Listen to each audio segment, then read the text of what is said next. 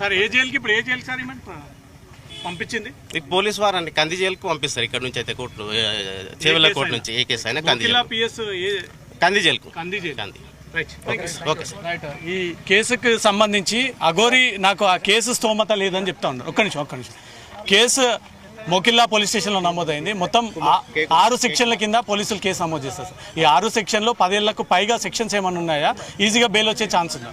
ఈజీగా బెయిల్ వచ్చే ఛాన్స్ లేదండి. 10 ఏళ్లకు పైగానే ఉంటుంది ఇందులో శిక్ష.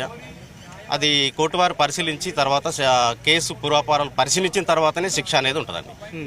ఇప్పుడు ఏముండదు. శిక్ష విధిస్తే ఏ రకమైన శిక్ష ఉంటుంది సార్ దీంట్లో? ఇట్లాంటి కేసులో ఓన్లీ చీటింగ్ కిందకే పరిగణలోకి తీసుకుంటున్నారా? కానీ దాంట్లో పోలీసులు మెన్షన్ చేసిన ఎఫ్ఐఆర్లో కత్తి చూపించింది, గన్ను చూపించింది, నన్ను బంధించింది, లోపల నన్ను బలవంతంగా 5 లక్షలు నా అకౌంట్లోకి వేసుకుంది అనేది కొన్ని స్ట్రాంగ్ గ్రౌండ్స్ ఉన్నటువంటి సెక్షన్స్ పెట్టారు. ఆ సెక్షన్లు అనేది అన్ని కోర్టు వారు పరిశీలించిన తర్వాతనే శిక్ష ఉంటుందండి. కేసు ట్రయల్ కావాలి. ట్రయల్ అయిన తర్వాతనే శిక్ష ఏంది అనేది నిర్ణయించబడుతుంది. తొందరలోనే వస్తుంది. కేవలం ఆమెకు 14 రోజుల జ్యుడిషియల్ కస్టడీ మాత్రమే విధించడం జరిగింది. బెయిల్ తొందరలోనే వస్తుంది. తొందర రావచ్చు రాకపోవచ్చు అండి, మేజిస్ట్రేట్ గారి మీద ఆధారపడి ఉంటుంది. కేసు స్తోమత లేదని ఏమని చెప్పిందా సార్? చెప్పింది.